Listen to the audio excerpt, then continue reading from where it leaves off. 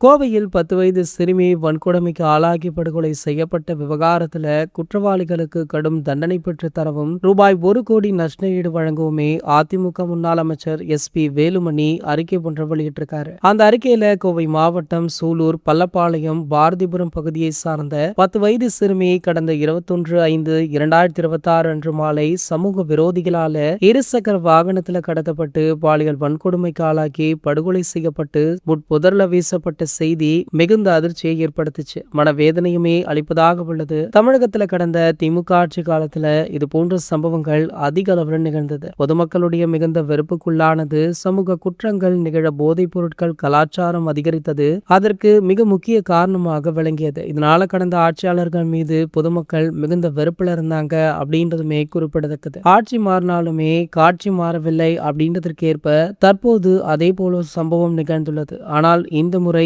தீர்ப்பு மாறும் அப்படின்னு தாவேகாவுடைய ரசிகர்கள் தொண்டர்கள் பலருமே இந்த சம்பவம் குறித்து சமூக வலைதளங்கள்ல பதிவிட்டு இருக்காங்க. இதனிலையில தளபதி விஜய் அவர்கள் தமிழக முதல்வராக இந்த விஷயத்துல என்ன முடிவெடுப்பார் அப்படின்னு எதிர்பார்க்கப்படுது. மேலும் பாத்தீங்கன்னா SP வேலுமணி அவர்கள் குற்றவாளிகளுக்கு தகுந்த தண்டனை வழங்கி மேலும் அந்த குடும்பத்திற்கு 1 கோடி ரூபாய் இழப்பீடாக கொடுக்க வேண்டும் என கூறியிருக்காரு.